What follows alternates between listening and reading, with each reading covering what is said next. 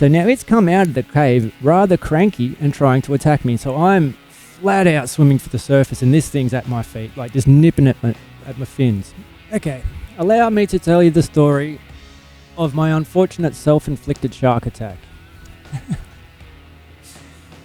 Okay, so me and my family have always lived off the land, very much so. We hunt and gather all that we could. And one particular weekend, my uncle took me spearfishing with my cousin. And so there was the captain, my uncle, my cousin and I on this boat out off Fingal Island. And this was going back, 25 years. So at the time, different species were protected than they are now, different legalities and whatnot, so that's important. So we cleaned up a few fish, enough for our own dinners that week, but we saw a tail sticking out of a kind of a dark cave way down. And my uncle saw it and he's gone, I think there's a wobby in there. And this being a wobbegong shark. And at the time they were perfectly legal to take. They're protected now, so do not touch them. They are a good shark. I said to my uncle, he pointed up to the top, we all went to the surface, he goes, your cousin Richard's wedding's next week, we really need this meat, let's get this wobby. I said, right, he goes, you dive down, shoot it, drag it out, and then we'll shoot it as well. I said, okay, no worries, how big is it? He goes, it's about 3.5, 4 foot. I'm like, okay, cool, no worries, let's get this wedding fed. So I dive down, I'm head and shoulders in this cave with this tail sticking out, line up and shot where it would have been had it been a 3.5 or 4 foot wobby. And then I've yanked to drag out of the cave. Unfortunately, it wasn't a 3.5, 4 foot wobby, it was a 6 foot 1 wobby, and so my spear just went in its side and really pissed it off.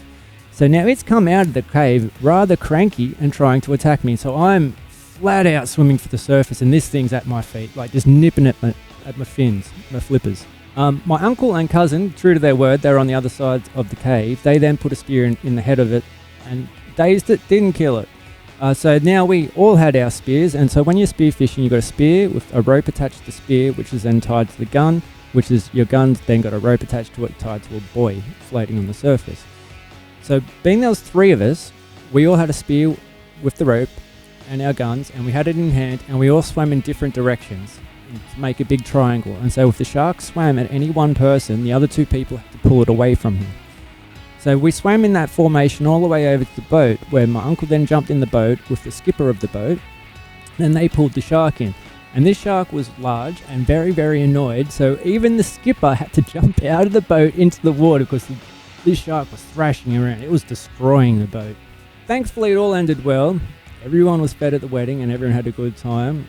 Every bit of that shark was used, right down to the skins, the jaws, the teeth, everything. We never waste a single bit of a life we take. That is our duty if we're going to take a life. You have to be grateful for every bit of it. And so, what could have ended badly, except for the experience of my uncle and my cousin with spearfishing, that could have been another one of me drowning, because wobbegons are notorious for grabbing hold of the legs of surfers or divers, and they won't maul you to death to begin with. They'll take you down the bottom, death roll you and drown you, and then slowly munch on you.